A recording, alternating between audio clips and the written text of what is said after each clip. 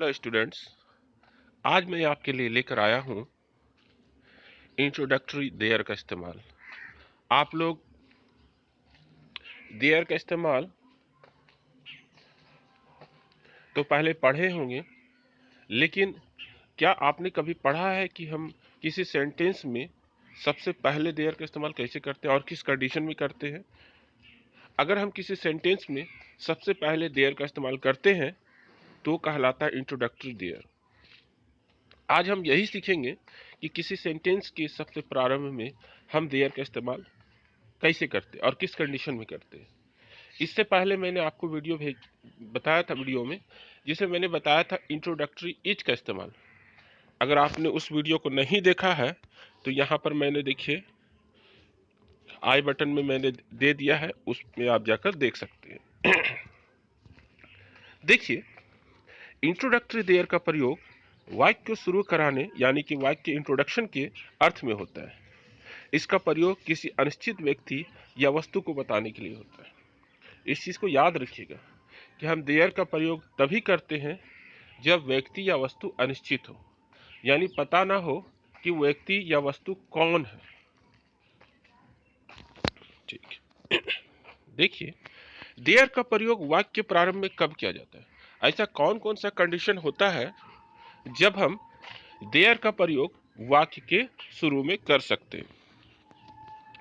तो इसके रूल्स हैं कि जब वाक्य का कर्ता यानी कि सब्जेक्ट वाक्य के शुरू में ना आकर वाक्य के अंत में है, था, थे, थी के ठीक पहले आता है, तो हम वहां पर देयर का इस्तेमाल करते हैं।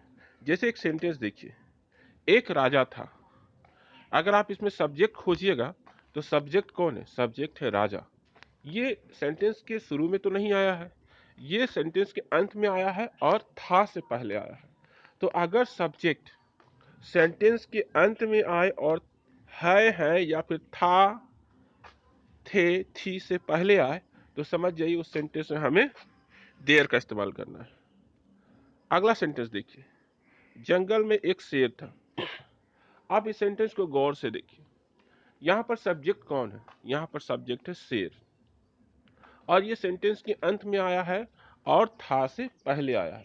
तो इसी तरह का सेंटेंस जहाँ पर सब्जेक्ट सेंटेंस के अंत में आए और है या फिर था, थे, थी से पहले आए, तो वहां पर हम लोग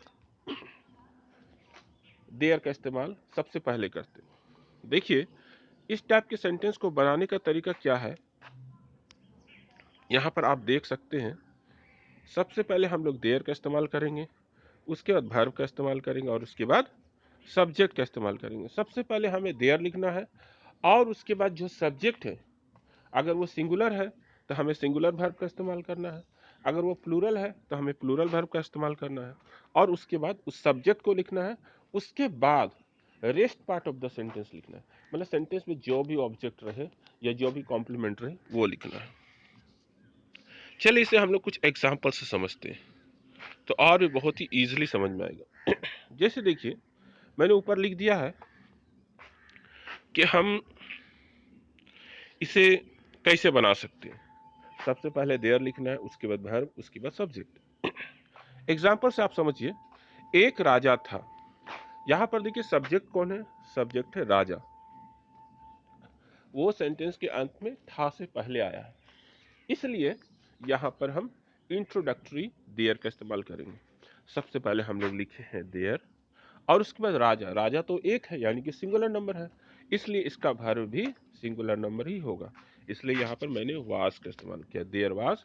उसके बाद लिखना है सब्जेक्ट, या देखिए यहाँ पर नियम में सब्जेक्ट है ना, तो उसके बाद हमें लिखना है सब्जेक्ट। सब्जेक्ट क्या है? एक राजा, इंग्लिश होगा a king, there was a king.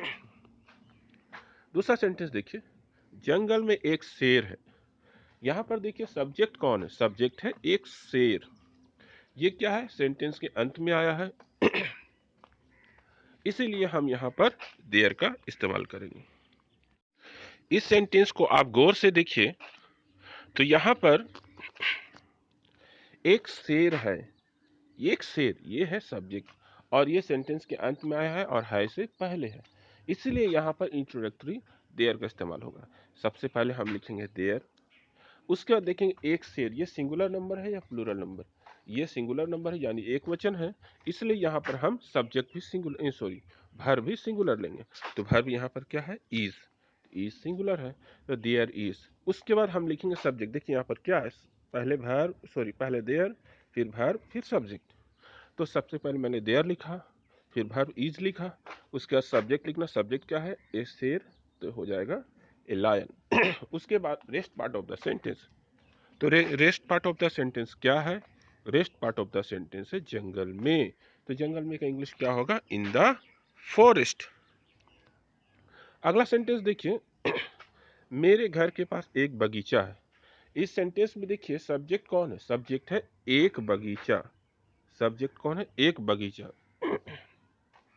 इसको बनाने का तरीका भी वही है, सबसे पहले हम देयर लिखेंगे, उसके बाद सब वर्ब लिखेंगे, तो ये देखना वर्ब सिंगुलर होगा कि प्लूरल, तो यहाँ पर सब्जेक्ट सिंगुलर है एक बगीचा, तो इसलिए वर्ब भी सिंगुलर होगा, तो होगा देयर इज, उसके बाद सब्जेक्ट लिखना a garden, there is a garden, उसके बाद rest part of the sentence, तो क्या है, मेरे घर के पास, तो होगा near my house. Last sentence देखिए, मेरे स्कूल में 8 शिक्षक हैं, तो यहाँ पर सब्जेक्ट क्या है, 8 शिक्षक, ये सिंगुलर है या प्लूरल, ये है प्लूरल, ठीक है, तो होगा there are 8 teachers in my school. देखिए याद रखिएगा कि इंट्रोडक्टरी देयर का इस्तेमाल रहना के सेंस में भी होता है। कैसे होता है देखिए, इसका उसको बनाने का तरीका भी वही है। मेरे गांव में एक आदमी रहता था, तो यहाँ पर सबसे पहले मैं देयर, क्योंकि देखिए रहता था, आदमी रहता था, ये लास्ट में आ रहा है, आदमी, आदमी क्या है, सब्जेक्ट है, वो सेंटेंस के अंत में आ रहा है, रहता था से पहले आ रहा है, तो इसको भी बनाने का तरीका वही है। सबसे पहले हम लिखेंगे देयर, रहता था यानी कि वर्ब टू हो जाएगा, तो होगा लिव्ड, उसके बाद सब्जेक्ट, सब्जेक्ट क्या है, ए रिच मैन, उसके बाद rest part of the sentence क्या है, मेरे गांव में, तो होगा इन माई विलेज। अगला सेंटेंस देखिए, जंगल में एक शेर रहता था, इसमें सब्जेक्ट क्या है, एक शेर, तो होगा there lived a lion in the forest. अगला सेंटेंस देखिए, गांव में एक गरीब किसान रहता था, तो होगा there lived a poor farmer in the village. उम्मीद करता हूं कि ये वीडियो आपको समझ में आ गया होगा, और इस तरीके से हमारा जो सब्जेक्ट का जितना भी सीरीज था वो समाप्त हो गया। अगले वीडियो में हम लोग वर्ब का सीरीज स्टार्ट करेंगे, क्योंकि सेंटेंस में सब्जेक्ट के बाद सबसे इंपॉर्टेंट होता है वो होता है वर्ब, तो हम लोग अगले सीरीज में वर्ब के बारे में पढ़ेंगे। और अगर आप लोग चैनल में नए हैं तो चैनल को जरूर से जरूर लाइक, सब्सक्राइब कीजिए और वीडियो को शेयर कीजिए, क्योंकि ज्ञान बांटने से ही बढ़ता है। धन्यवाद।